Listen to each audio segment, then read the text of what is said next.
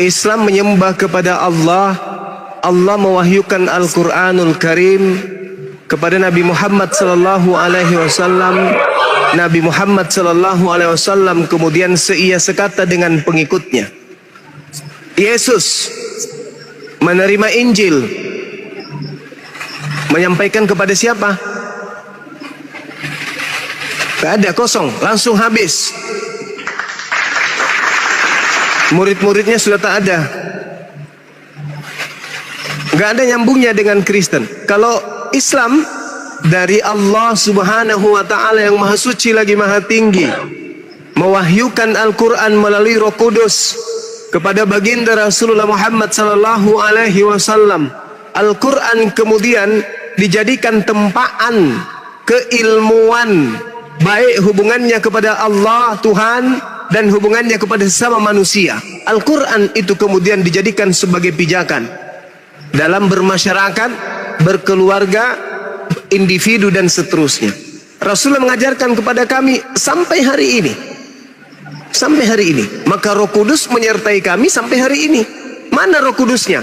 Cakupannya tersimpul di dalam Al-Quranul Karim. Jadi Roh Kudus itu datang mengajarkan Al-Quran. Kalau di Kristen lain. Roh datang kepada pribadi-pribadi Kristen.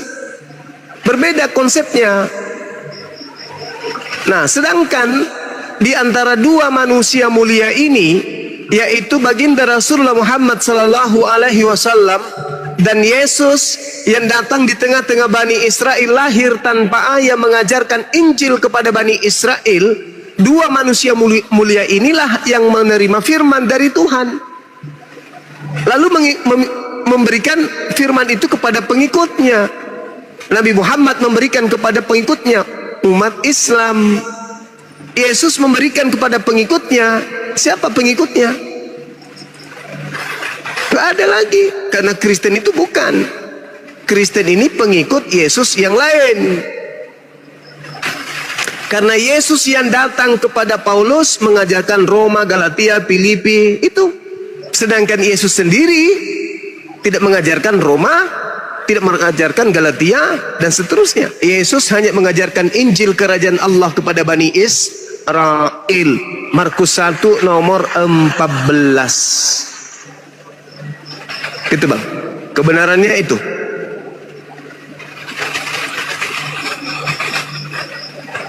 Begini Bang Juma, silakan. Yang saya tanyakan tadi, perbandingan ajaran itu ya, ajaran Kristen itu kan kasih. Apakah ajaran Muslim seperti itu juga? Saudara, di Islam itu bukan kasih lagi, tapi rahmatan lil alamin, rahmat. Kalau di Kristen mengasihi musuh, kalau di Islam rahmat lil alamin, rahmat kepada alam semesta. Rahmat itu bahasa Arab, artinya apa? Kasih sayang. Kasih sayang kepada alam semesta. Berarti bukan cuman kepada musuh, tetapi kepada seluruh makhluk yang ada di atas muka bumi ini. Itu kemudian dianjurkan oleh Allah untuk disayangi, dikasihi. Islam rahmatan lil alamin. Sedangkan Kristen menggunakan slogan kasih itu hanya aksesoris, Bang. Itu cuman aksesoris. Kenapa saya katakan itu cuman aksesoris? Coba Anda baca di dalam Matius 22. Apa kata Yesus di sana di Matius 22? Ajaran kasih itu tersimpul ayat berapa itu? Matius 22 data berapa itu bang? 22, 34 kalau nggak salah. 34. Iya, coba Anda baca. Ketika orang Farisi datang, orang Farisi kemudian mendengarkan Yesus dan telah membuat orang-orang Saduki, lalu kemudian berkumpullah mereka. Lalu ahli Taurat ini bertanya untuk mencoba Yesus. Guru, ya paman, manakah yang terutama dalam hukum Taurat? Manakah yang terutama dalam hukum Taurat? Dari situ aja sudah ketahuan kan? Ini membahas tentang hukum Taurat. Sedangkan di Kristen tak ada lagi hukum Taurat. Manakah yang lebih utama dari hukum Taurat? Jawab Yesus kepada mereka, kasihilah Tuhan Elohimmu dengan segenap hatimu, dengan segenap jiwamu, dengan segenap akal budimu. Itulah hukum yang terutama dan yang pertama. Hukum yang kedua yang sama dengan itu adalah kasihi sesamamu manusia seperti dirimu sendiri. Pada kedua hukum inilah tergantung seluruh hukum Taurat dan kitab para nabi. Saya ulang, pada dua hukum inilah, kasih kepada Tuhan, kasih kepada seluruh manusia, tergantung hukum Taurat. Tuh, jadi kasih itu tergantung di Taurat. Sedangkan Paulus berkata dalam Efesus 2 nomor 15, dengan matinya Yesus di atas tiang salib, Yesus telah membatalkan hukum Taurat beserta segala ketetapan dan ketentuan serta perintah yang ada di dalamnya. Dengan kata lain, Yesus menurut Paulus telah membatalkan hukum kasih. Jadi 2 ayat berapa tadi? Matius 22 nomor 34. Efesus 2. Efesus 2 nomor 15. Nomor 15. Ya, dengan matinya Yesus, dia telah membatalkan hukum Taurat beserta segala ketetapan, ketentuan yang ada di dalamnya. Semua ketetapan yang ada dalam hukum Taurat dibatalkan. Dengan kata lain, ajaran kasih yang ada dalam hukum Taurat itu dibatalkan. Gitu Bang.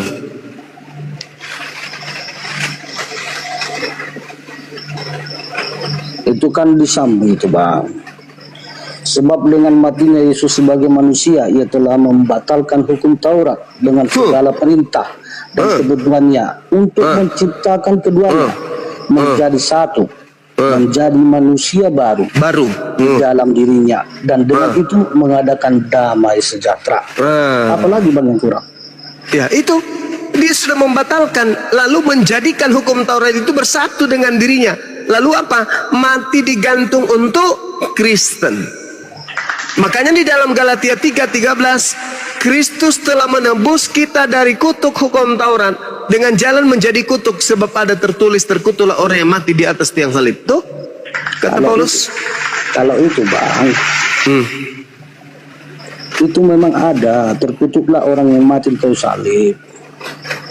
Itu kan artinya begini, di penjara sana pun ada juga itu yang di penjara nggak ada kesalahannya. Begitulah itu Bang. Saya tidak ngerti saudara arah pembicaraan. Pernah nggak Abang dengarkan berita bahwasanya di penjara itu ada salah tangkap? Pernah nggak? Ada, betul. Nah seperti itulah Yesus. Berarti Yesus salah tangkap. Yesus itu tidak punya kesalahan. Berarti salah tangkap Bang. Nah seperti itulah ceritanya. Nah, kalau salah tangkap berarti semuanya salah dong. Kenapa begitu salah? Berarti tak ada nubuatan. Begini loh Bang, nubuatan itu harus terjadi. Ya katanya salah tangkap tadi. Dengan Bang, cara salah tangkap itulah terjadi kejadian itu. jadi Yesaya 53 itu nggak ada hubungannya. Apa itu Bang?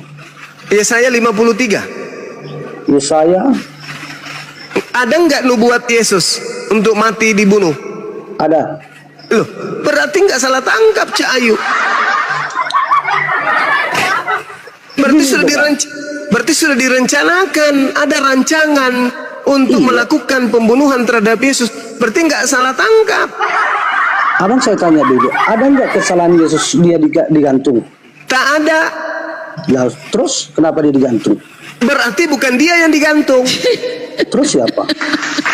Loh, kan tak ada salahnya. Katanya yang digantung itu orang terkutuk.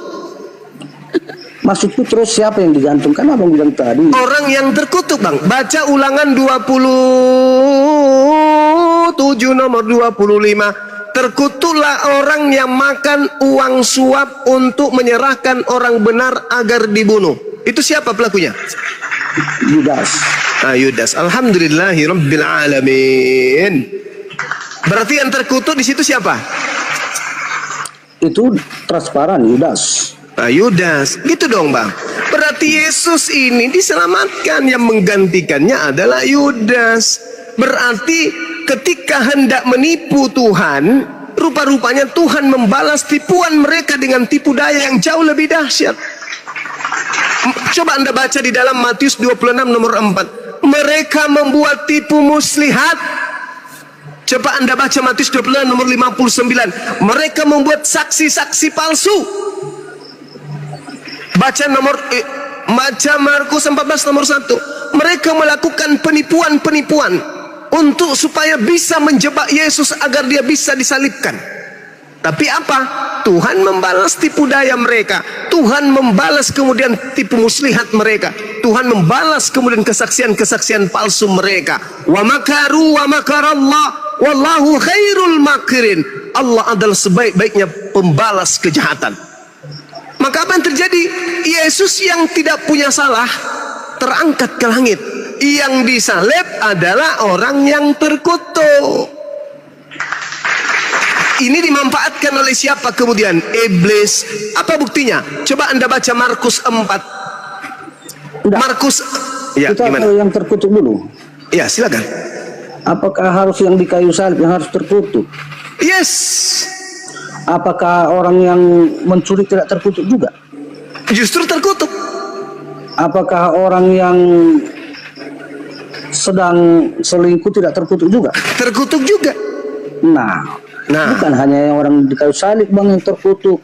Nah, Makanya abang bilang, dengar dulu. Makanya Iya, abang silakan. bilang tadi Yesus itu disalib, yang digantungkan orang yang terkutuk yaitu Yudas. Iya. Yang kitab tidak ada disalib Yudas. Loh, lalu yang terkutuk siapa bang? Yang terkutuk sesuai dengan perbuatannya, yang menjual Yesus terkutuk. Alasannya karena menjual Yesus. Ya, siapa yang terkutuk di atas tiang salib itu? Orang yang jahat itu bang. Nah, bagus, berarti dia bukan Yesus. Syukran, thank you. Anda pintar. Sekarang begini, sudah saya katakan tadi, Yesus Iya. itu disalib itu karena alasannya salah tangkap lah, karena tidak ada kesalahan yang fatal, yang valid. Sedikit pun tidak punya kesalahan Yesus. Kenapa dia disalib? Saudara, Ah, ingat tidak? Ketika Ya. kemudian Yesus mengatakan kepada Petrus, "Enyahlah engkau iblis. Engkau memikirkan apa yang dipikirkan manusia, engkau tidak memikirkan apa yang dipikirkan Tuhan." Betul? ya. Ingat? Nah, sekarang pikiran Tuhan adalah Yesus ini mau diselamatkan atau Yesus ini mau dibinasakan. Itu pikiran Tuhan. Pikiran Tuhannya Yesus mau dibinasakan atau Yesus ini mau diselamatkan. Sekarang bang gini, rancang itu tidak memelestik. Yesus itu disalib bukan karena apa-apa bang. Yesus itu disalib itu sudah karena perjalanan Yesus. Loh, berarti yang mana ini yang benar? Yesus ini orang terkutuk kah? Ah, Kalau dia bukan orang terkutuk, berarti bukan dia yang disalib. Mana yang betul? Dudukkan dulu Yesus ini. Dia Gini loh bang, Yesus. gini, dengar dulu bang. Ada, udah saya katakan tadi, ada nggak orang yang dipenjara? Ada bang, ada. Dan kalau itu terjadi kepada Yesus, itu gimana? Nggak orang Ada salah tangkap. Ada orang salah tangkap. Ya, berarti pengadilan salah. Gimana? Oke, kejaksaan salah, berkas-berkas salah, keputusan salah, yang memutuskan dan menerima kemudian laporan-laporan penyidik dan seterusnya salah, semua salah. Kalau Anda mengatakan Yesus salah tangkap, berarti Kristen salah iman. Karena imannya Kristen, Yesus datang nebus dosa. Ternyata Yesus salah tangkap, bang. Mana dong? Gak boleh boleh Anda berlari ke sana. Yang Anda harus jadikan acuan adalah ucapan Yesus. Aku memang harus pergi sesuai apa yang tertulis tentang aku di dalam Taurat, di dalam kitab nabi-nabi, dan di dalam kitab Mazmur. Aku memang harus pergi sesuai dengan apa yang tertulis tentang aku di dalam kitab Taurat, kitab nabi-nabi, dan kitab Mazmur. Kata siapa? Kata Yesus. Tertulis di mana? Lukas 24 nomor 44. Berarti Yesus harus pergi tidak sesuai dengan Paulus, tulisan Paulus, enggak. Tapi harus pergi sesuai dengan apa yang ada di Amsal, apa yang ada di Mazmur, apa yang ada di dalam kitab Taurat. Ketika Yesus ingin digiring, kemudian dilakukan propaganda, dibuat makar agar Yesus ini dihakimi kemudian oleh orang-orang Yahudi melalui tangan eksekutor Romawi. Tuhan sudah berpikir lebih dulu. Amsal 11 sesuai dengan perkataan Yesus, aku memang harus pergi sesuai dengan apa yang tertulis tentang aku di dalam kitab Amsal. Apa dikatakan Amsal 11 nomor 6? Orang yang jujur dilepaskan oleh kebenarannya, tetapi pengkhianat tertangkap oleh hawa nafsunya. Pengharapan orang pengkhianat gagal dan kematian, dari kematiannya, dan harapan orang jahat menjadi sia-sia. Orang benar diselamatkan dari kesukaran, lalu orang fasik menggantikan. Kok dusta bang? Ini dalil. Amsal 11 nomor 6, nomor 7, nomor 8 Anda katakan itu dusta. Ayat itu bukan nubuatan Yesus bang, itu untuk secara umum. Oke, baik. Saya tanya sama saudara, Yesus orang benar atau bukan? Begini ya, dengar. Tadi waktu dibilang kawan itu salah tangkap, abang bilang harus sesuai dengan nubuatan. Sudah sesuai dengan nubuatan, abang bilang si Judas yang Hey, kalau tidak sesuai dengan nubuatan, baru Anda katakan salah tangkap. Kalau sesuai dengan nubuat, tadi dibilang abang itu berarti salah tangkap. Abang bilang kalau salah tangkap tidak sesuai dengan nubuatan. Betul sekali. Benar 100%. Secara nubuatan kalian bilang Yudas yang ditangkap. Kayak mana cara pemikiran kalian? Sekarang kalau sudah dinubuatkan, saudara, kalau sudah, saya tanya bang, kamu yang harus jawab pertanyaan saya. Yesus yang dinubuatkan untuk mati di salib atau bukan? Ya dinubuatkan bang. Kenapa Anda mengatakan salah tangkap? Sekarang gini, saya tanya. Sekarang begini. Kalau sudah punya nubuatan mati di salib dan Yesus yang disalib, berarti tidak salah tangkap. Apa sih orang ini? Kamu yang mengatakan Yesus salah tangkap, berarti tak ada nubuatan dong kalau gitu. Sekarang Anda merengek, adalah nubuatannya untuk siapa? Untuk Yesus. Berarti kalau Yesus ditangkap dan dibunuh, berarti salah tangkap nggak? Nggak salah, karena sudah ada nubuatan. Berarti Yesus ini benar-benar orang terkutuk. Paham? Paham sampai situ? Paham situ bang? Paham? Enggak. Berarti yang mana yang betul? Dinubuatkan tidak salah tangkap. Kalau tidak dinubuatkan salah tangkap. Kalau orang yang dipenjara karena tidak ada kesalahan, itu apa itu namanya? Salah tangkap, paman. Terus Yesus nggak punya kesalahan lalu disalib, apa namanya itu? Yesus tidak punya kesalahan tapi disalib. Dia salah tangkap. Ya salib kalau begitu. Karena nggak punya salah tangkap berarti tak ada nubuat. Abang ini gimana? Itu sudah dibuatkan, tetapi dengan cara salah tangkap itulah, dengan cara salah coba tangkap kamu, saudara, kamu tunjukkan kepada saya ada nubuatannya salah tangkap. Sekarang ini, bang. Hei, saudara, yang saya bacakan dalil, dengar, pelan-pelan ya, pelan-pelan saya bacakan dalilnya ya. Orang yang jujur dilepaskan oleh kebenarannya. Pertanyaan saya, Yesus orang benar atau bukan? Cocok itu salah tangkap, bukan Yesus yang ditangkap, bukan Yesus disalib. Sudah. Saya ulang lagi. Benar. Orang yang jujur dilepaskan oleh kebenarannya. Akulah jalan, akulah kebenaran. Yesus Ya. dilepaskan atau tidak? Yesus itu lepas. Dilepaskan? Bukan dari yang hidup, tapi setelah dia mati. Ketawa. Setelah dia mati kan hidup lagi. Ada Orang manusia yang seperti itu? jujur dilepaskan oleh kebenarannya, tetapi pengkhianat tertangkap. Siapa yang pengkhianat? Yesus rupanya. Yesus kan lepas setelah dia mati. Yang tertangkap siapa? Kalau masalah tertangkap itu banyak itu bang, bukan mengarah ke Yesus itu. Ulaika hum Jangan syarrul fokus ke Yesus masalah tertangkapnya. bariyah. Jangan fokus ke Yesus. Siapa yang bersalah pun kena tangkap itu. Jangan fokus ke Yesus. Yesus itu Yukhadi'un selamat. Allah walladzina amanu wa ma yakhda'una illa anfusahum wa ma yasrun. Anda ingin menipu Allah dan menipu orang-orang beriman, tapi sesungguhnya Anda sedang menipu diri Anda sendiri loh. Juma yang sedang berdusta, Juma yang sedang berdusta.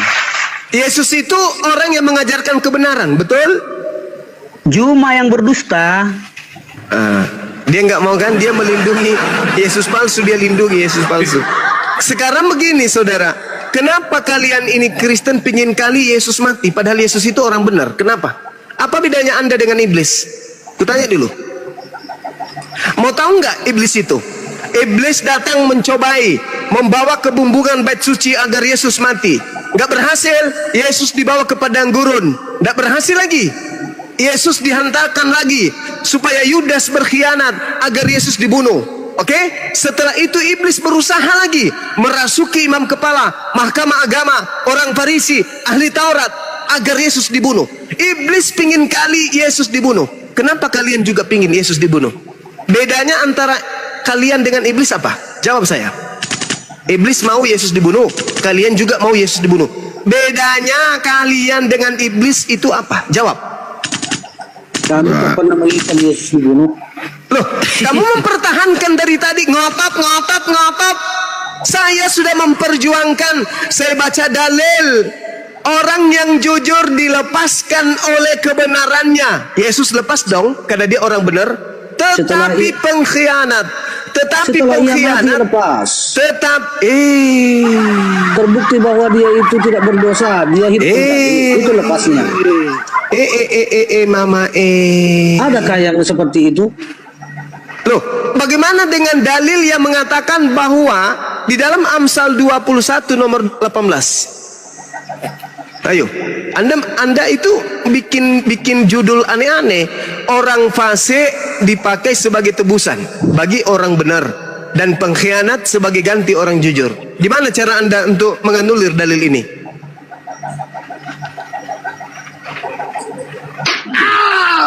Oke, debat. Ayo. Bukan jual Alkitab. Lupa bawa Alkitab. Yesus berkata, aku memang harus pergi sesuai dengan apa yang tertulis tentang aku di kitab Amsal.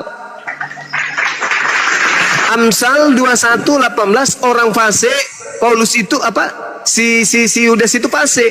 Orang fasik dipakai sebagai tebusan bagi orang benar. Yesus orang benar. Gak ada Yesus ngomong gitu, Juma. Kau dusta aja. Apa? Dusta aja kerjamu. Gak ada bilang Yesus. Aku akan terjadi nubuatanku seperti di kitab Amsal. Gak ada Yesus ngomong gitu. Kau dusta aja kerjamu. Kalau ada gimana? Gak ada itu, gak ada. Kalau ada kucakar mulutmu, boleh? Itu Juma. Kutanya dulu samamu. Kalau ada tertulis boleh aku cakar mulutmu? Ini gak sopan ini Juma ini. Lah kamu yang tidak sopan. Kau bilang saya pembohong barusan. Kau bilang saya nipu-nipu barusan.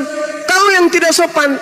Saya di sini sebagai penginjil, haram hukumnya menyampaikan sesuatu yang tidak ada datanya. Paham kau? Saya bukan penyesat. Saya menghantarkan kau kepada kebenaran. Yesus berkata di dalam Lukas 24 nomor 44. Inilah perkataanku yang telah kukatakan kepadamu ketika aku masih bersama-sama dengan kamu, yakni bahwa harus digenapi semua yang ada tertulis tentang aku di dalam kitab Taurat Musa, kitab Nabi-Nabi, dan kitab Mazmur. Tuh tertulis. Mau dicakar mukamu? Mau? Mau? Mau kucakar mukamu? Mau? Jangan kau katakan saya penyesat, pembohong, pendusta. Enggak. Aku berbicara sebagai penginjil. Saya gunakan dalil-dalil karena saya tidak menemukan lagi Injilnya Yesus kecuali hasil penulisan wartawan yang tidak diketahui siapa dia. Jadikan sebagai data untuk menyadarkan kamu, karena kitab ini yang Anda gunakan untuk menyesatkan diri Anda sendiri. Yesus loh yang berkata, perkataanku yang telah kukatakan kepadamu ketika aku masih bersama-sama dengan kamu, yakni harus digenapi semua yang tertulis tentang aku di dalam kitab Taurat Musa, kitab Nabi-Nabi, dan kitab Mazmur. Kata Yesus loh.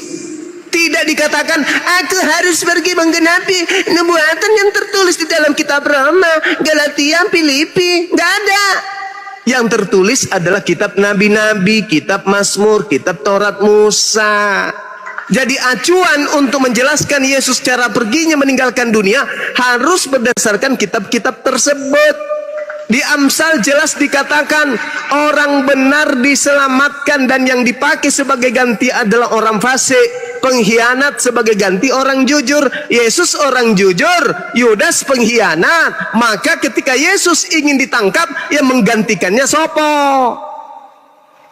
Pengkhianat. Pengkhianat. Siapa pengkhianatnya? Mister Yudas. Yudas. Gitu aja kok bingung. Kenapa Anda begini? Kenapa Anda begini? Karena pada diri Anda itu ada iblis yang menjebak Anda di dalam kebohongan yang sudah turun-temurun mendarah daging dari sejak semula. Paham? Dalil disajikan kok dilawan semua. Kalian ini kenapa ngotot Yesus harus mati? Yesus itu orang benar. Apa di dalam tertulis di dalam Ulangan Keluaran 23 nomor 7? Jangan kau membunuh orang yang benar, jangan kau membunuh orang yang tidak bersalah. Itu perintah Tuhan. Berarti Yesus tidak boleh dibunuh karena Yesus orang benar. Itu bukan untuk Yesus itu kalimatnya Juma. Tapi Yesus berkata, apa yang tertulis tentang aku di dalam Taurat, Keluaran itu adalah Taurat. Cak Ayu, pingin rasanya kuludahi mukamu kawan. Coba kau dekat sini, kuludai mukamu betul. Juma. Selalu dari. Jangan ikut campur dulu dari. Diam dulu kau di pojok. Coba kau dekat di sini. Aku berdahak, ku lempar dahakku itu ke matamu. Kenapa? Karena kau punya mata, kau punya otak, kau punya Bible. Tertulis demikian adanya, kau bantah pula. Hah? Malaikat dari mana lagi yang kau harapkan untuk menyelamatkan kau? Bang Suma tanpa kau bayar, gratis ku ajarin samamu. Pendeta hanya memungut perpuluhan samamu, tapi pendeta tidak menginginkan keselamatan terjadi padamu. Kenapa? Karena pendeta sejatinya adalah perpanjangan tangan dari Mesias palsu yang datang kepada Paulus. Paham kau?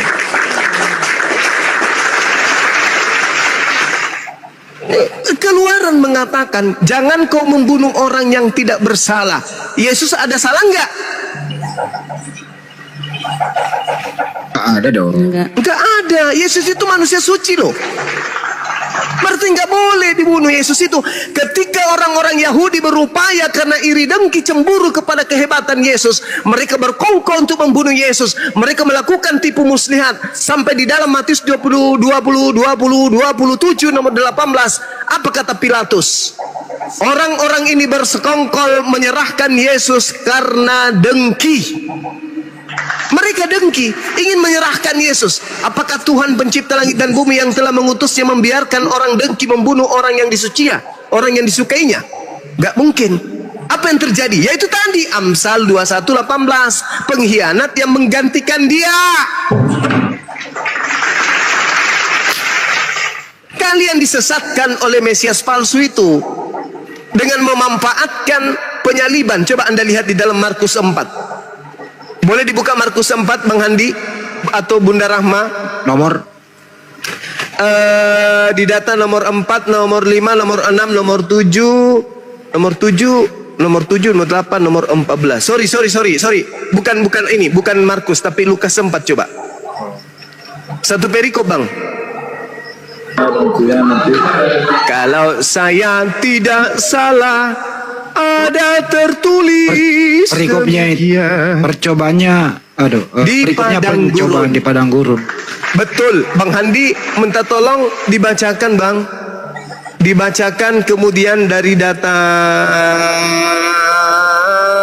4. 4. Jawab Yesus kepadanya, ada tertulis, manusia hidup bukan dari roti saja. Kemudian ia membawa Yesus ke suatu tempat yang tinggi. Iblis ini ya? Iya, iya. Dan dalam sekejap mata ia memperlihatkan kepadanya semua kerajaan dunia. Kata iblis Kata kepadanya, iblis. segala kuasa serta kemuliaan akan kuberikan kepadamu, sebab semua itu telah diserahkan kepada aku, dan memberikannya kepada siapa yang kehendak. Jikalau engkau menyembah aku, seluruhnya itu akan menjadi milik. Yesus berkata, ada tertulis, engkau harus menyembah kepada siapa? Kepada Tuhan Allah yang ada di langit, dan hanya kepada Dia saja engkau berbakti. Terus? Yes. Kemudian ia membawa Yesus ke Yerusalem dan menempatkan dia di bumbungan bait Allah, lalu berkata kepadanya, jika engkau anak Allah, jatuhkan dirimu ke bawah. Terus? Sebab ada tertulis mengenai engkau, ia akan memerintahkan malaikat-malaikatnya untuk melindungi engkau, dilindungi. Dan mereka akan terus menantang engkau di atas tangannya supaya kakimu jangan terangkut kepada batu. Yesus terus? menjawabnya, ada firman, jangan engkau mencobai Tuhan Allahmu. Sesudah endingnya nomor 13.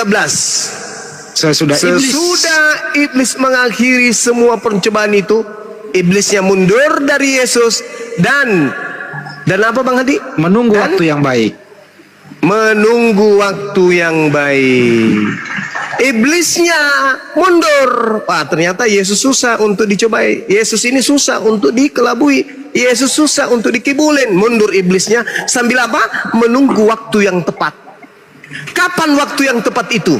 Ketika orang-orang Yahudi tidak suka kepada Yesus, itu dijadikan oleh iblis sebagai ajang yang bermanfaat dan baik untuk kesempatan itu. Apa yang terjadi? Dia merasuki Yudas. Ketika huru hara terjadi antara orang Yahudi, orang Farisi, Anda boleh baca di dalam Yohanes 11 nomor 45 sampai nomor 57. Baca di situ. Baca baik-baik. Iblisnya kemudian datang ikut campur. Ketika orang Farisi, orang Yahudi sekongkol ingin membunuh Yesus, kemudian Yesus lari bersembunyi di Efraim. Kemudian iblis merasuki Yudas agar Yudas menyampaikan kepada orang-orang Yahudi, tempat orang Roma, tempat persembunyian daripada gurunya. Iblis masuk ke dalam Yudas. Apa tujuannya iblis masuk ke Yudas? Agar Yesus disalibkan. Selesai di situ, iblis merasuki imam kepala, mahkamah agama, orang Farisi, agar mereka melakukan persekongkolan, membuat saksi palsu, membuat tipu muslihat. Agar apa? Agar Yesus disalibkan. Iblis berupaya untuk mencelakai Yesus, baik melalui iblis langsung maupun melalui orang lain. Yesus berkata apa? Yohanes 14 nomor 30, aku memang tak lama lagi akan pergi, sebab penguasa dunia telah datang, yaitu iblis, dan iblis sedikit pun tidak berkuasa terhadap diriku. Berarti upaya iblis merasuki Yudas, merasuki iman kepala, merasuki kemudian mahkamah agama, orang Farisi, ahli Taurat, itu semuanya sia-sia. Iblis tidak berhasil. Iblis tidak akan berkuasa sedikit pun terhadap diriku, kata Yesus. Itu kata Yesus. Maka ketika kemudian mereka gagal semuanya, Yesusnya terangkat ke langit, maka apa yang terjadi? Iblis kemudian datang berpura-pura menjadi Mesias.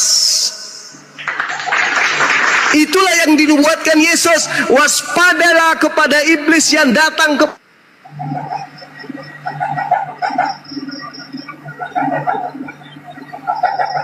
Ya, Mute. suaranya hilang. Nggak ada suara. Cek, suaranya hilang. Apa kena report Gurunda ini? Ya, di tab-tab layar teman-teman, Yesus. tebusin sampai 1K. Itu yang perlu saudara pahami. yang perlu saudara pahami. Ketika Yesus terangkat ke langit, iblisnya muncul kemudian menjelma menjadi Yesus. Coba Anda lihat di dalam Matius 28. Tadi saya baca, Bang Handi membaca Lukas 4. Kepadaku telah diberi kuasa baik di langit maupun di bumi, dan aku berhak memberikan kepada siapa yang aku kehendaki. Itu siapa? Iblis. Lihat di Matius 24, Matius 28 nomor 18. Kemudian Yesus memanggil mereka dan berkata kepada mereka, kepadaku telah diberikan kuasa baik di langit maupun di bumi. Pergilah ke seluruh dunia, jadikanlah seluruh bangsa menjadi pengikutku. Itu siapa? Itu siapa? Hei, itu siapa? Iblis. Iblis laknatullah alaih. Na'udzubillah summa na'udzubillah. Kita berlindung kepada godaan iblis yang datang menggoda melalui saudara-saudara Kristen.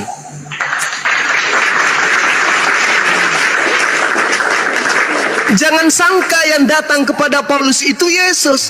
Jangan sangka yang datang kepada pengikut Yesus itu adalah Yesus. Bukan. Sesuai dengan pengakuan Yesus, waspadalah kepada penyesat yang datang kepadamu dengan memakai namaku, memakai nama Yesus, dan berkata akulah Yesus, dan berkata dia adalah Mesias. Dia akan menyesatkan banyak manusia. Matius 24 nomor 4 nomor 5. Aku berkata kepadamu, aku diutus hanya kepada domba-domba yang hilang dari umat Israel. Tiba-tiba berubah. Pergilah ke seluruh dunia, beritakanlah, ajaklah, jadikanlah seluruh bangsa menjadi muridku. Padahal itu bukan Yesus yang asli. Yesus yang asli mengatakan, aku hanya diutus kepada domba yang hilang dari umat Israel. Yesus palsunya, pergilah kepada seluruh bangsa, jadikanlah seluruh bangsa menjadi muridku. Itu bukan Yesus asli. Itulah Yesus palsu yang dinubuatkan oleh Yesus asli. Makanya endingnya di mana? Camkan baik-baik saudaraku, Acoy dan Ersitorus dan juga Darius, camkan pernyataan saya. Makanya endingnya di mana? Matius 7 nomor 22-23. Pada hari terakhir nanti, Kristen-Kristen akan memanggil aku Tuhan. Bukankah kami bernubuat, mengusir setan, bermujizat pakai namamu juga? Apa kata Yesus? Pada saat itulah aku akan berterus terang kepada Kristen, janganlah daripadaku, kalian semua adalah pembuat kejahatan. Aku tidak mengenal kalian.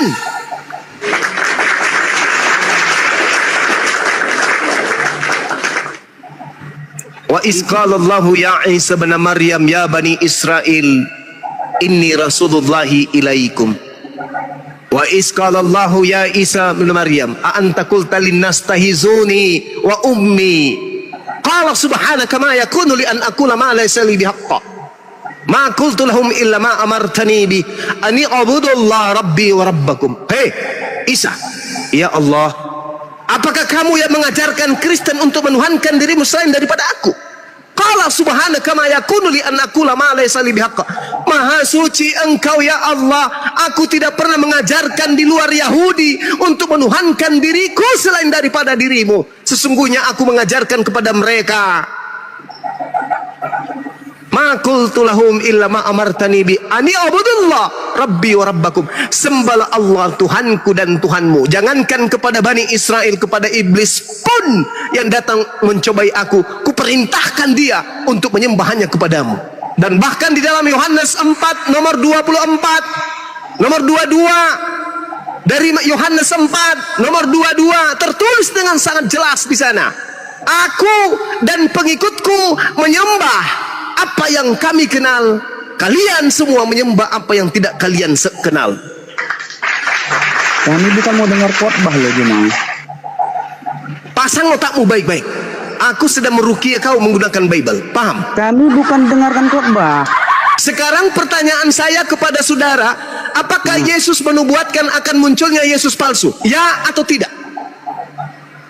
Sekarang saya tanya, tegas-tegas saya jawab. Sekarang Yesus saya atau Yudas yang tanya, disalib? ketika ditanya balik tanya, itulah buktinya di dalam dirimu, hanya ada roh si jahat. Ditanya malah balik tanya, bukannya mau menjawab pertanyaan, si iblis malah menggoda dirimu, menjawab pertanyaan dengan bertanya. Aye. Kapan kau bisa sehat? Kapan? Hah? Kapan? Saya bertanya, apakah Yesus mengatakan akan datang Yesus palsu? Ya atau tidak? Sekarang aku ingin bertanya. Kira-kira yang membuat kau seperti ini apa? Kebenaran atau kesesatan? Ini pertanyaan mendasar. Yesusnya mengajarkan kemudian kepada muridnya akan muncul Yesus palsu, ya atau tidak? Jawabanmu? Kamu melindungi Yesus palsu, kawan. Kamu berusaha untuk ada. menyembunyikan identitas iblis yang ada pada Gak ada dirimu, Yesus kawan. palsu, gak ada Yesus palsu, gak ada. Berarti Yesus pembohong. Gak ada Yesus palsu. Berarti Yesus pembohong. Cuma apapun Hei. yang kau bilang kuterima, karena aku dapatkannya dusta-dusta, maka ku lawan kau terus. Dengarkan. Ah. Waspadalah kepada Kitab penyesat Amsal- yang Kitab Amsal datang. kau bilang nubuatan untuk Yesus. Ada Waspadalah itu, kepada bohong itu. penyesat yang datang kepadamu dengan memakai nama Yesus. Penyesatnya datang memakai nama siapa? Yesus. Tegas aja kau ucapkan Yesus atau Yudas yang disalib. Itu aja coba. Pasti aja. Allahu Akbar, Masya Allah. Udah. Yang disalib itu Yudas berdasarkan Bible. Yang bangkit naik ke surga itu Yudas. Yang bangkit keluar dari kubur itu iblis. Itu kan pendapatmu. Loh, kata Yesus loh. Hah? Kata Yesus. Yang bangkit naik ke surga itu siapa itu? Yudas. Itu tidak melalui kebangkitan dia. Yesus langsung terangkat. Yang keluar dari goa kubur, yang dilihat orang terangkat naik ke surga itu siapa? Yudas. yang naik ke langit itu Yesus. Hah? Yang naik ke langit itu Yesus. Loh, kalau dia Yang keluar dari kubur, yang keluar dari kubur itu bukan Yesus. itu di mana? Di Al-Qur'an atau di Di kitabmu. Lalu yang dia disaksikan orang banyak naik ke surga itu Yudas. Yang naik ke langit itu Yesus. Yang kau jawab, yang disaksikan orang banyak itu yang naik ke surga itu Yudas atau Yesus? Yesus. Yesus yang terangkat ke langit. Yudas tidak terangkat ke langit. Yang keluar dari kubur itu oknum yang berbeda. Dialah Yudas. Berdasarkan Bible. Di mana tertulis itu? Berarti Mas? Yudas Apanya? yang pengkhianat itu bisa bangkit. Apanya Ya? di mana tertulis? Yesus, kamu katakan iblis. Loh, Yesus mengatakan waspadalah kepada penyesat yang datang kepadamu dengan memakai nama Yesus. Enggak, tadi yang bangkit dari yang kubur kamu katakan Yesus itu iblis. Di mana? Yes. Siapa yang bangkit itu? Markus 16 nomor 12. Hati-hati. Markus 16 nomor 12. Pengarang Markus berkata, lalu Yesus menampakkan diri dalam rupa yang lain. Pertanyaan saya dari Jangan pengarang-pengarang, itu asumsimu pengarang. lalu apa Markus- kalau bukan pengarang? Markus berapa itu? Kau buktikan yang Markus terangkat naik 16. disaksikan orang banyak itu Yudas atau Yesus. Markus 16 nomor 12. Lalu dia menampakkan diri dalam rupa yang lain. Pertanyaan saya. Kau nggak pernah mau topik itu apa yang menjawab. Pertanyaan saya. Dari Saya mana tahu pengarang pikiranmu. Markus? Dari mana pengarang Markus? Ayat ini dibuka. Dari mana pengarang Markus tahu kalau itu adalah Yesus? Jawab. Silakan. Silakan. Ayo. Jawab. Dari mana? Yang jelas yang nampak oleh Markus bukan Yesus. Tadi enggak, bukan itu. Tadi yang keluar dari yang Pindah-pindah kubur. lagi. Itu Ayo. tertulis di mana itu pertanyaanku tadi? Yang mana? Tadi pertanyaan bukan yang keluar dari liang kubur itu, yang bangkit dari liang kubur itu iblis. Cuma Ya. bilang. Di mana tertulis Yes. itu pertanyaanku? Pertanyaannya bahwa iblis, coba Anda lihat kemudian tanda Yunus, Matius 12. Apa kata Yesus? Angkatan jahat ini minta satu tanda, dan tidak akan diberikan satu tanda kepada angkatan jahat melainkan 3 hari 3 malam di perut bumi. Berarti hari ketiga keluar dari perut bumi. Itu tanda untuk siapa? Jawab. Jawab. Kenapa fokus ke iblis? Lah, keluar dari kubur itu adalah angkatan jahat. Baca Yesaya 14 nomor 15. Coba baca. Bacakan saya pengen dengar. Bacakan saya, Bang. Bacakan saya. Jangan lari ayatnya. Yesaya 14. Aduh, gimana sih? Gimana? Emang di dalam kitab, saya mau tanya sama Anda. Di dalam kitab saudara ini bertalian enggak antara kitab perjanjian lama, perjanjian baru? Bertalian enggak? Begini, maka ketahuan dustamu. Kalian silakan. bilang yang ditangkap dan dikubur Yudas. Ini udah kau bilang yang keluar iblis. Di siapanya Yudas atau iblis yang dikubur ini? Hei, yang keluar dari kubur itu bukan Yudas. Ngapain Jadi? Yudas keluar dari kubur? Untuk Jadi? apa? Yang keluar iblis lah. Sementara yang diserupakan Yudas, kalian bilang kayak mana tipu-tipu ini? Pada saat penyaliban Cak Ayu, Iya. Yudas lah yang setelah dia ditangkap. turun dari kubur, yang keluar dari kubur itu adalah iblis. Yesaya 14:15, sebaliknya ke dalam dunia orang mati engkau diturunkan, ke tempat yang paling dalam di liang kubur engkau dimasukkan. Siapa itu? Lucifer kan? Kenapa Yesus menjadikan tanda keluar dari kubur itu sebagai tanda untuk angkatan jahat? Tanya dulu. Matius 12 nomor 38. Nomor 38. Ya, silakan. Oke, tunggu sebentar ya. Silakan, Sawan. Habis Pada kamu waktu itu- habis kau baca baru kau tertawa. Pada waktu itu berkatalah beberapa ahli Taurat Dan dan orang Farisi kepada Yesus, "Guru, Ya. kami ingin melihat suatu tanda daripadamu." Tetapi jawab Yesus kepada mereka, "Angkatan yang jahat dan tidak setia ini menurut suatu tanda, menuntut bukan menurut, baca yang betul. menuntut suatu tanda. Bagus, Tetapi bentar. kepada mereka tidak akan memberikan tanda. Tidak akan selain- diberikan, bukan memberikan. Baca yang betul. Tidak akan diberikan tanda selain tanda Nabi Yunus. Sebab seperti Yunus tinggal di dalam perut ikan 3 hari 3 malam. Demikian juga bumi 3 hari 3 malam. Pada waktu penghakiman, orang-orang Niniwe Demikian juga anak manusia akan tinggal di dalam rahim bumi. ya terus Itu tanda untuk siapa? lanjutlah, cuma jangan separuh dulu. 3 hari 3 malam. Saya tanya, itu tanda untuk siapa? Yesus, Tanda untuk siapa? Yesus, ini perkataan itu Yesus. Yang tadi minta tanda siapa? Angkatan Yang jahat. Angkatan jahat. Kalau sudah 3 hari di dalam perut bumi ngapain? Lanjut ke hari keempat atau bangkit? Demikian juga anak manusia akan tinggal di dalam rahim bumi 3 hari 3 malam. 3 malam. Setelah 3 malam, besoknya bangkit atau tidak? Bangkit. Bangkit. Itu simbol tanda untuk siapa?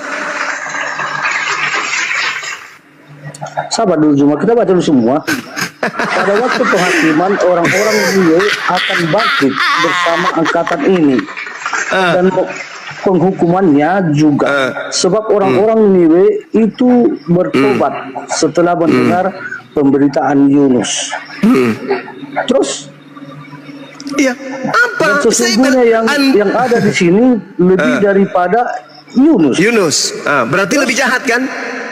Lebih dari Yunus. Yunus tahu orang jahat Yunus. Tidak, bukan orang Newiwe. Pada waktu penghakiman orang-orang Newiwe akan bangkit bersama angkatan ini dan menghukumnya juga. Sebab orang Newiwe itu bertobat setelah mendengar pemberitaan Yunus. Dan sesungguhnya yang ada di sini lebih daripada itu. Artinya angkatan jahat ini lebih daripada orang-orang Newiwe. Sekarang pertanyaannya kepada saudara, ini keluar dari kubur pada pagi hari di hari ketiga itu angkatan Yunus itu simbol untuk angkatan jahat atau angkatan baik?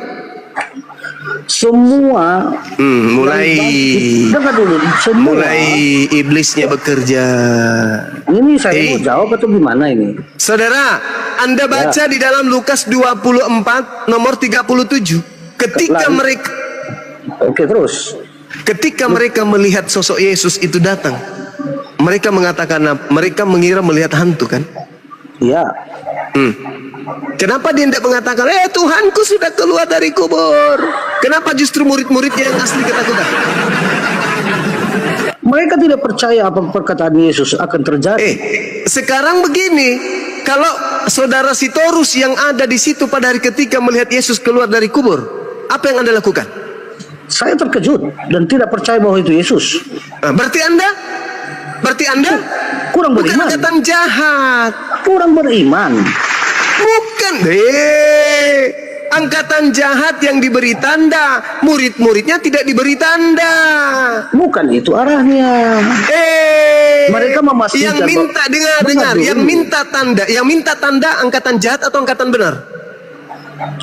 Semua orang yang sudah dikubur pasti angkatan jahat, tetapi Yesus bangkit. Maksudnya bukan begitu, Cak Ayu. Alamak. Orang-orang jahat ini datang, orang Farisi termasuk Paulus ini datang kemudian. Guru, ya paman, kami ingin minta satu tanda dong darimu sebagai tanda kehebatanmu.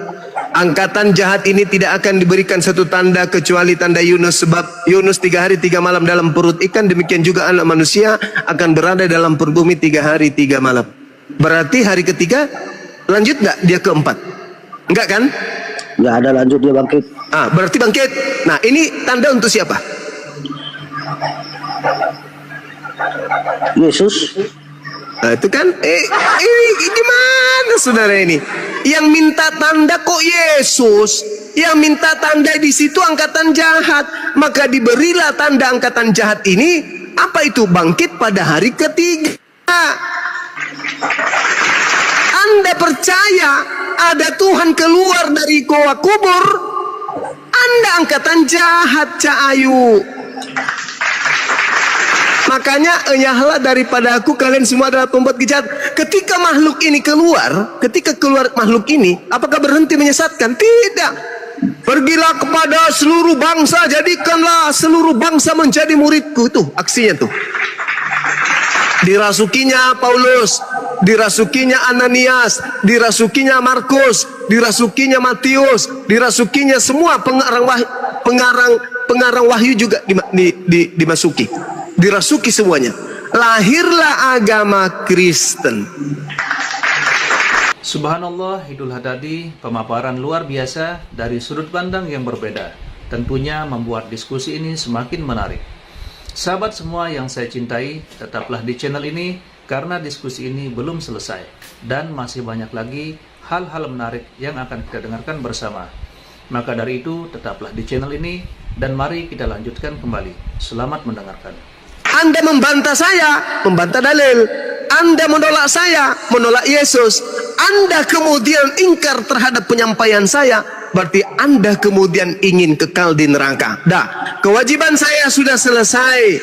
Saya tidak menghina, saya tidak menghujat, saya hanya membaca data. Anda mau percaya, silakan. Anda tidak percaya, berarti Anda termasuk orang yang unik, punya kitab tapi tidak dipercaya. Demikian sahabat-sahabat, saya ingin minum kopi dulu. Silakan. Silakan sahabat yang lain diambil alih, saya mau bikin masaku dulu, saya pusing. Masaku campur kombantrin. Lanjut. Masaku campur kombantrin. Sehat.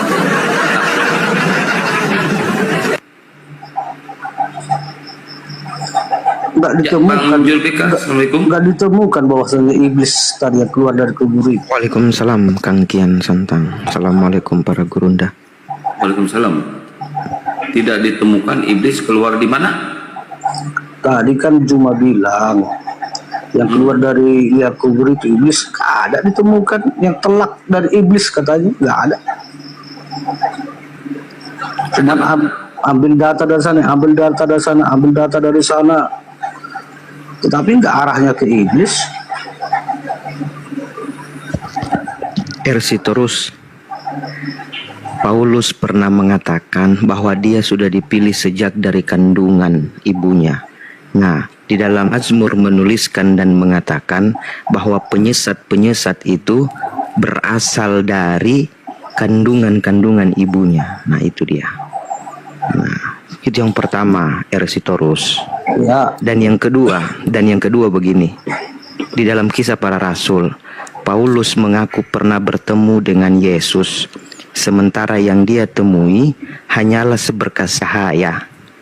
Dan cahaya itu berkata, "Akulah Yesus yang telah engkau aniaya." Kalau teman-teman Kristen ingin memperkuat ayat itu, pertanyaan yang simpel dari saya, di mana Paulus pernah menganiaya Yesus secara fisik? Di mana? Paulus menganiaya Yesus. Menganiaya. Mana Paulus menganiaya Yesus secara fisik? Kalau teman-teman Kristen ingin menguatkan ayat itu, bahwa Paulus pernah bertemu Yesus ketika di dalam perjalanan ke Damsik, pertanyaan saya simpel, di mana Paulus menganiaya Yesus secara fisik? Yang dikatakan di situ, "Akulah Yesus yang telah engkau aniaya." Pertanyaan saya, di mana Paulus menganiaya Yesus? Silakan.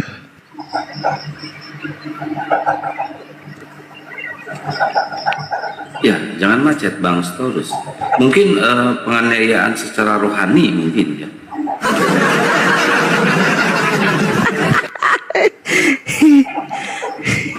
Ini si Torus ini kenapa sih dari tadi kok begini banget ya? Si Torus, maaf teman-teman, tadi saudara belum menangkap penjelasan saya terkait dengan iblis itu.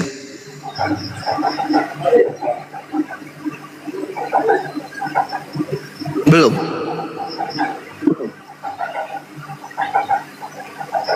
Belum Paman. Ini dengarkan baik-baik, terutama juga teman-teman apologet Islam yang pemula. Ketika iblis datang kepada Paulus di dalam Lukas 4 nomor 6, kata iblis kepadanya, ini bocorannya itu di sini nih.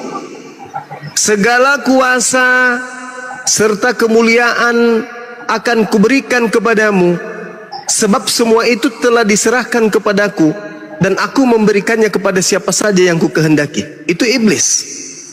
Segala kuasa telah diberikan kepadaku, dan aku aku bisa memberikan kepada siapapun yang aku kehendaki. Itu iblis. Saya ulang ya. Iblis berkata segala kuasa telah diberikan kepadaku. Coba Anda lihat di dalam Matius 28 nomor 18. Setelah diberitakan Yesus bangkit, Yesus ngaku segala kuasa di bumi telah diberikan kepadanya. Itu siapa itu? Itu siapa yang ngaku tadi di Lukas 24 itu? Lukas 4 nomor iblis kan? Ada nggak Yesus mengaku demikian? Di mana? Di mana Yesus pernah diberi kuasa di bumi dan di langit saat penginjilan? Di mana? Yesus berkata, makananku melakukan kehendak Bapa. Aku bekerja sebagaimana Bapa aku melihat bekerja. Yohanes 4 nomor 34, Yohanes 5 nomor 19. Aku berkata kepadamu, sesungguhnya anak tidak dapat mengerjakan sesuatu dari dirinya sendiri jikalau ia tidak melihat Bapa mengerjakan, sebab apa yang dikerjakan Bapa itu juga yang dikerjakan oleh anak. Yohanes 5 nomor 30, aku tidak dapat berbuat apa-apa dari diriku sendiri. Yohanes 3 nomor 16, inilah anakku, kepadanya aku berkenan, bukan malah memberi kuasa. Dia hanya berkenan kepada anaknya. Akulah jalan menuju kepada Allah. Yohanes 14 nomor 6, bukan malah jadi Allah, bukan menjadi menjadi Tuhan. Aku jalan menuju kepada Tuhan, bukan menjadi Tuhan. Jadi yang datang kemudian kepada orang-orang termasuk murid Yesus yang mengatakan kepadaku telah diberi kuasa, itu bukan Yesus. Aku tidak dapat berbuat apa-apa dari diriku sendiri, itu baru Yesus. Tapi yang berkata kepadaku telah diberi kuasa baik di langit maupun di bumi, itu bukan Yesus, itu iblis. Tadi sudah kuterangkan Lukas 4 nomor 6. Tapi Anda ini ngeyel. Iblis berkata kepadaku telah diberi kuasa di bumi. Yesus juga mengatakan itu. Di mana Yesus mengatakan itu, Bung? Di dalam Yohanes 14 nomor 30. Catat dong kalau saya ngajar gini, catat. Supaya saya nggak capek menjelaskan. Yesus berkata, tidak lama lagi aku akan berkata-kata kepadamu. Maksudnya, aku tak lama lagi berkata denganmu sebab aku akan pergi. Karena penguasa dunia telah datang. Coba Anda baca di situ, Bang. Jangan buat saya capek. Saya sudah konser tadi 2 jam kurang lebih. Suara saya habis. Di situ dikatakan oleh Yesus, Yohanes 14 nomor 30. Tidak lama lagi kalian akan mendengarkan aku bicara, berkata-kata kepada kalian. Tak lama lagi, karena aku mau pergi. Kenapa aku harus pergi? Sebab penguasa dunia telah datang. Siapa penguasa dunia yang dimaksud oleh Yesus? Dan iblis tidak berkuasa sedikit pun terhadap diriku. Siapa itu penguasa dunia? Siapa? Siapa penguasa dunia? Hei! Siapa penguasa dunia? Siapa penguasa dunia? Menurut siapa? Menurut siapa? Iblis adalah penguasa dunia. Menurut Yesus. Tertulis di mana? Yohanes 14 nomor 30. Penguasa dunia telah datang, 30. Yaitu iblis. Dan iblis tidak berkuasa sedikit pun terhadap diriku. Lihat endingnya ketika Yesus dicobai, Bung. Di Lukas 4 nomor 13. Iblis mundur dari Yesus dan menunggu waktu yang tepat. Iblis mundur dari Yesus dan menunggu kesempatan yang baik. Untuk apa? Untuk merasuki orang-orang agar orang percaya kalau dirinya adalah Yesus. Mumpung Yesus sudah pergi nih, jadi saya tampillah seperti Yesus supaya orang-orang bisa tersesat. Sebab Yesus tadinya dipercaya loh, bangkitkan ini, membuat orang lumpuh berjalan, orang buta melihat. Nah, ini kesempatan aku pura-pura jadi Yesus. Namun orang berakal sehat akan percaya kepada Yesus. Sebelum Yesus terangkat, dia sudah menasihatkan, waspadalah kepada penyesat yang datang kepadamu dengan memakai nama Yesus dan berkata, akulah Yesus. Kenapa kamu nggak waspada? Kenapa kamu nggak waspada? Jadi yang datang kepada murid Yesus, kepadaku telah diberi kuasa baik di langit dan di bumi. Pergilah ke seluruh bangsa. Jadi kalau seluruh bangsa menjadi pengikutku. Itu siapa? Itu siapa? Itu siapa? Itu siapa? Itu iblis. Iblis.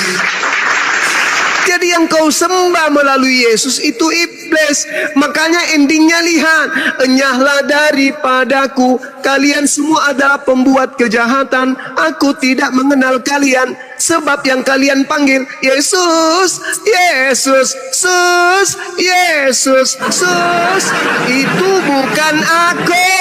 Itu bukan aku, itu Mesias palsu. Galatia 1 nomor 11 nomor 12. Dengarkan baik-baik.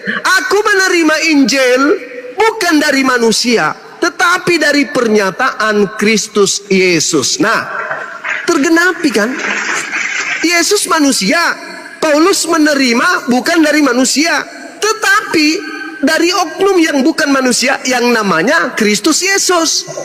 Yesus berkata, waspadalah kepada penyesat yang datang kepadamu dengan memakai namaku.